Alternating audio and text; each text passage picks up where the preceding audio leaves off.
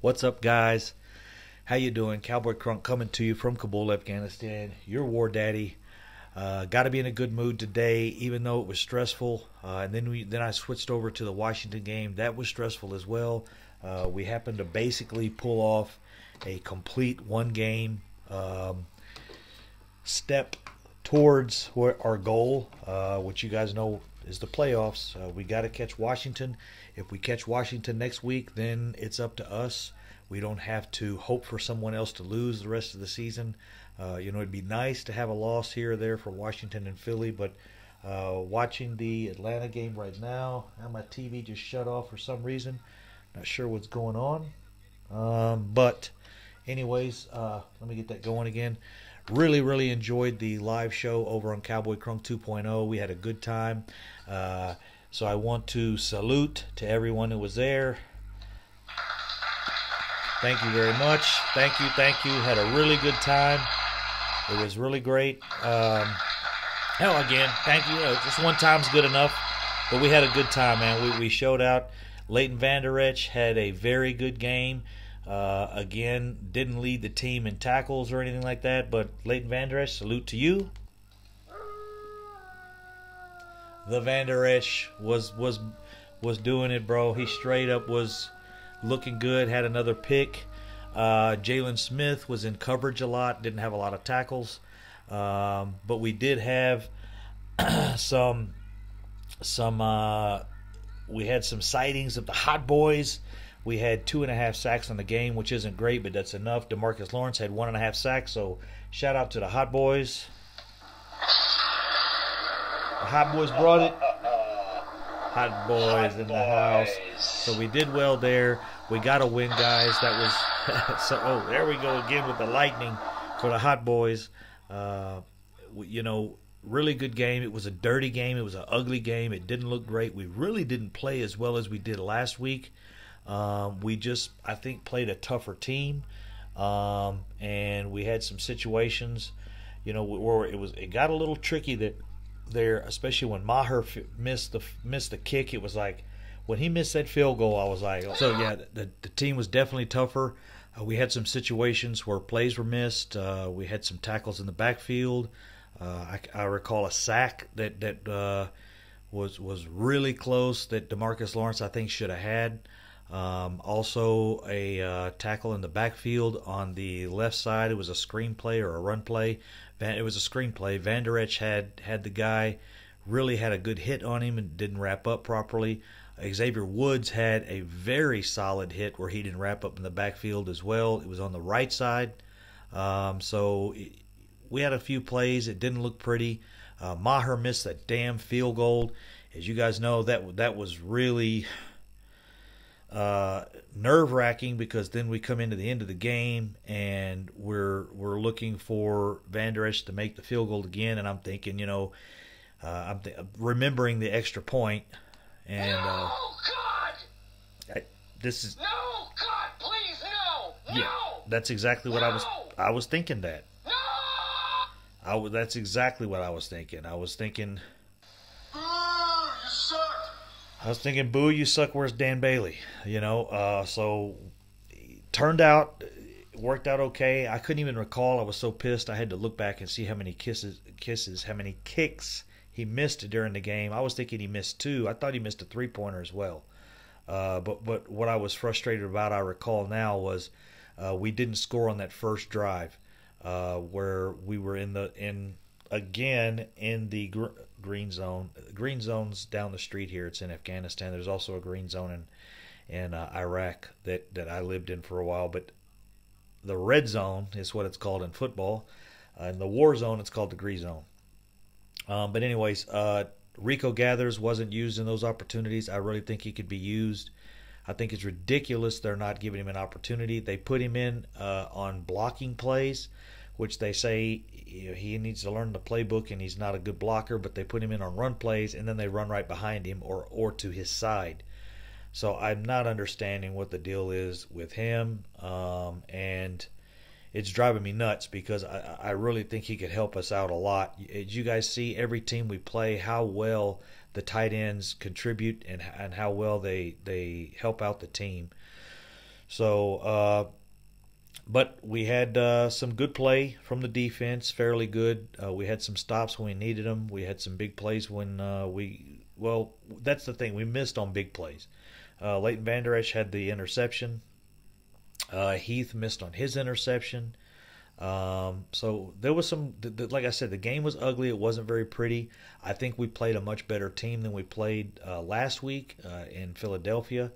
I think Atlanta is a better team than Philly, and the game just looked ugly, and it was close, and we won.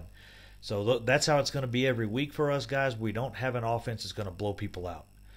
So big contribution. I'm glad that's the way it happened. I want to break down the statistics real quick. Dak had 187 yards passing, I believe, is what I had him at. Last time I looked was Maher was 3 for 3, so he missed the extra point. Ezekiel Elliott had a fumble. Oh yes, he did have the fumble. I recall that now. He did have a fumble. 7 catches for 79 yards. So we're looking at about 11 yards a carry or a catch. He had 23 rushes for 22 yards. Where else are we at here? Dak Prescott on passing. Doesn't have it on here. It was on here earlier. Oh, I'm on the other statistics now. I need to go back to the matchup. And Dak Prescott had, in total, we had 191 yards passing, and we had 132 yards rushing. So I think almost all of those were Dak had a few rushing yards as well. Dak was 22 of 32 for 208. So he broke the 208 mark, and if Dak breaks 200 and Zeke breaks 100, that's a win. We're going to win those games usually. I just a little upset we didn't pull away. I think we were a better team, and we should have won by more than we did. Let's see, where else are we at here? Let me check the Falcons stats. Matt Ryan was 24-34 for 291, and other than that, the receiving, they didn't run much. They had 70-something yards rushing, I believe, close to 80. 6 catches for Julio Jones, 118. I think our corners could have played better. At least we didn't get really killed on deep plays. They had a few, but nothing that really killed the game. But they did have every one of their receivers that had a catch. 56, 10. This is a completely different offense than we have. Check this out. Julio Jones averaged a little over almost 20 yards a catch. Sanu averaged almost 20 yards a catch. Ridley averaged 11 yards a catch. Coleman 9 yards a catch. Hooper 7 yards a catch. And pretty much all their guys averaged right around 10, 11 to 20 yards a catch, which is completely different than what we have. It's a different type of offense, I know, but we got to stretch that out a little bit. That really helps Ezekiel Elliott when we can get our receivers to have a little more than 6 yards a catch. He had 122 on 23 carries. Ezekiel Elliott did. Yeah, Ezekiel Elliott also had, like I said, 11 yards a catch. Beasley had 10. Cooper had 12. Then everybody else was right around 6 to 8 yards. And we only had 6 receivers this game. Really odd for us. We usually spread it around pretty good. So other than that, guys, it's a win, which is a good thing. Everybody did one hell of a job. How about them Cowboys? Like I said, we saw the Cowboys and then the Hot Boys. Ha ha.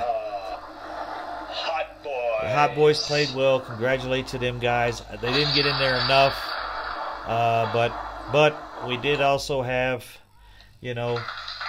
congratulations to Jason Garrett. It was a win. Jason Garrett got us a win, so. Carrot. Yeah, it's the carrot. We also got the potato head.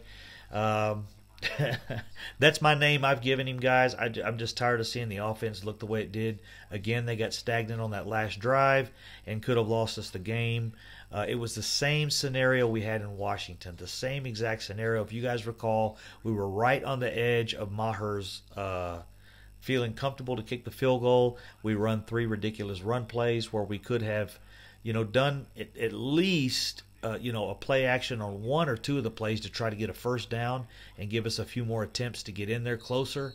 But they didn't care to do that. They said, let's try a 43-yarder, and if we miss it, we'll go to overtime. I wasn't comfortable with that. I think you need to get the ball closer. I think you need to give your kicker the best chance. Luckily, today he made it. In Washington, he missed it. But the kick was similar, and it could have went either way. So that's what I was not happy about. And it made no sense to me. I also think Dak has got to work on those long balls. To keep continuously seeing him overthrow the long balls because he wants to make sure there's no interception.